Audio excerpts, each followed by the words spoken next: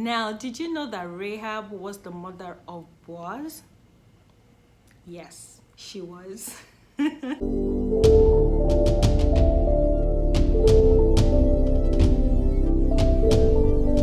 Hello, welcome back to my channel. My name is Yemisi Obey, and on this channel we study the Word of God. We make it part of our lives and we grow as a Christian, knowing God better and more.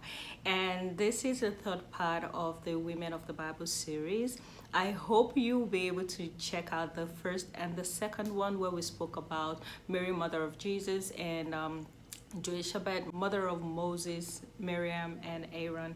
And today I just want to talk about Ruth. And no, we're not talking about the romantic part of the story. I want us to take the time to study the woman herself, who is the main character of this book. Like, I believe Ruth is one of the most prominent women in the Bible.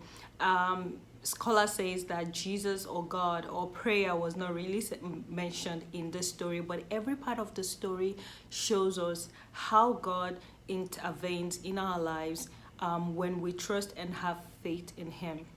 Now, like we normally do, I'm just going to speak about the characteristic that we should look out for, but I would encourage you to really go back into the Bible, study the stories for yourself, learn from them, and don't just take my word for it or what I'm saying, because look, there's so much to learn in the Bible and you just have to do the groundwork yourself.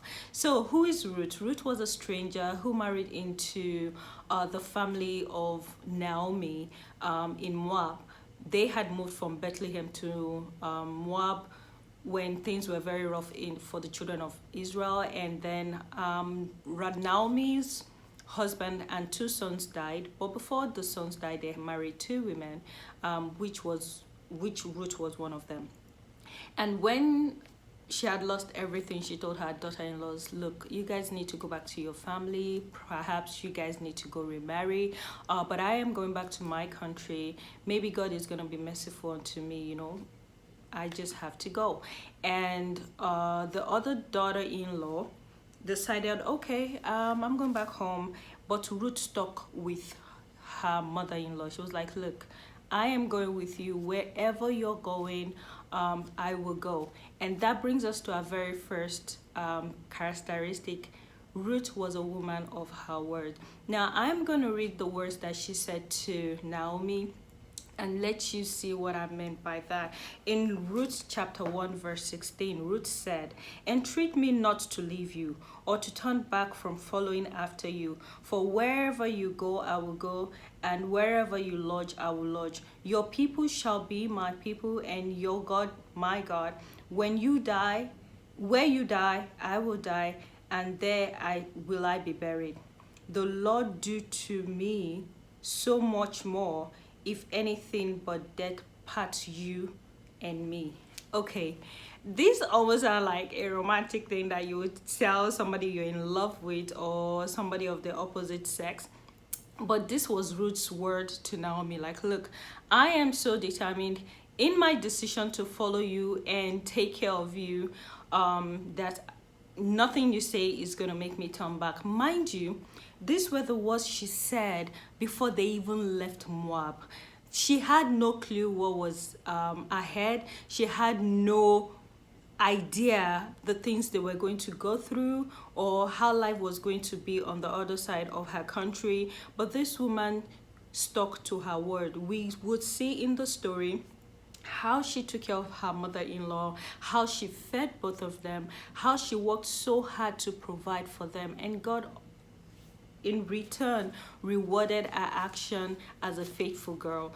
Now, when you give your word, you know, let the world know you are a woman or a person, a man of your word. Do not use words carelessly. The Bible knows how important words is, and we see how God said he honors his word more than his name. Like, God honors what he said, and that is why every promises, every covenant that he gives always come to pass, because he knows his word, his bond. And we as his children, we have to be the same. You cannot be careless with what comes out of your mouth. We heard David said, Let the words of my mouth and the meditation of my heart be acceptable unto you, O God. Because every word that you say is not just you talking to somebody, it is bound to God as well. Like, whatever you said you're going to do. So be a woman of your word. If you're not going to do it, stay up front. I'm sorry, I will not be able to do that. And if you did do it, or if you did give the promise, make sure you try to fulfill it, so that even when you have to like cancel, people get to know that, oh no, she's not like that, something important must have come up. So be a woman of your word. Second, she was proactive. Like when they got to Bethlehem, when they got back to Bethlehem, Ruth did not just sit around hoping that things will happen. Like, she was very proactive. She went to her mother-in-law and said, look, I noticed this is the time of the harvest. Can I go into the farm and go clean from somewhere? Like, it's so amazing how God ordered her steps to Boaz's farm. But if she had stayed home, if she had waited for Ruth to tell her what to do, or mingle with the people of the land, she may have been doing something totally different. But this woman trusted God. She looked around and like, what is going on now? What do I have? What can I use? What is available for me? Whatever God is asking you to do, trust me, God is not going to give you like the laid out plan of the next 10 years. He's going to tell you what to do now.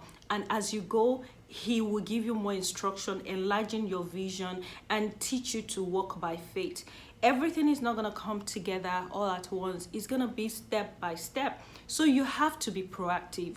Don't wait for the perfect moment. It will not come. Ruth did not get married to Boaz on the very first day she landed on the farm. In fact, it wasn't even that season. Like, the barley season was over, and then they had another season of harvest.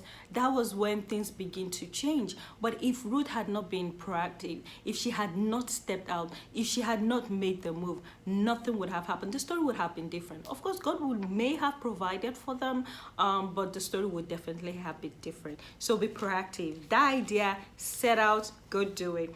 Number 3, she was very honest. Oh my God, like, this woman is a body of honesty. Every single thing that she does, or every single thing that she did, she made sure she told her mother-in-law, I'm going to the farm. This is what Boaz gave me. This is how much I got from the farm today. Like, she was not cunning, she was not trying to hide, she was not trying to be over smart. She was just very open and very honest. We need to be honest people. We need to trust that God will watch our back and not try to be smart. You understand? It's so interesting also that even when she was given food to eat, the Bible said she will eat to her fill and then keep the rest. And when she gets home, she gives it to her mother-in-law. That's how disciplined and caring and loving that she was. But that is so visible. It's so all over the story. So she was very, very honest. She was very honest. She didn't tell Naomi that I am going to the farm and then they see her in the village mingling with the girls in the city. She was always where she said she was going to be. And even after she had met with Boaz and they had the conversation of marriage, she went back home to tell Naomi, this was what happened. This is the outcome of my interaction with Boaz. Honestly, I am learning to be honest. I am learning. Like, she just marvels me. Like, you need to read the story just to know. Number 4, she was very focused. Like, she knew what she wanted and she stuck to it. She wasn't distracted by what was happening around her. She wasn't distracted by the doings of the girls of the land, the ladies of the land. I know, as a person, like, being a stranger in the foreign land, being a stranger in Bethlehem, at least I want to belong. I would want to fit in. Like, I want to have friends. I want to mingle with people.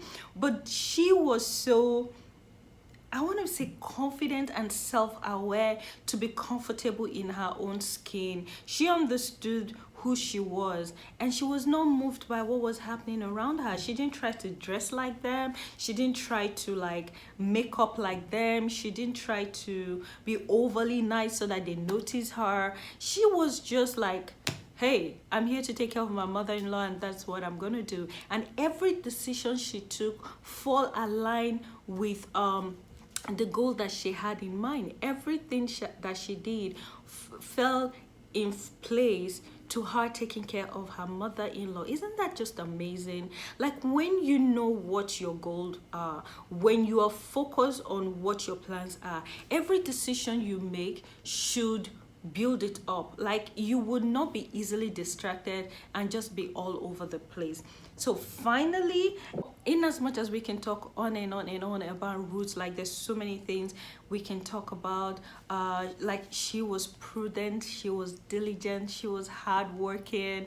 Like, please do go back to study this woman. You would love it. And study asking God to open your eyes. Ask Holy Spirit to teach you something new. Don't just read it like a story. Don't just read it because of the romance. Like, learn about this woman that made the story be written in the Bible. And when you do, let me know what you think. Thank you for staying to the end of this video. I hope to see you in the next video. I would keep it as a surprise so that I would see you soon. And if there's any other thing that you learn while reading the book of Ruth, please put it in the comment section. I'm reading so that I will get to learn more. If this is your first time on my channel, I want to say thank you. It's good to see you. Do not forget to like, do not forget to subscribe, and do not forget to share. If you're a return viewer, it was nice to see you. I hope you have subscribed. Have a wonderful day. Bye.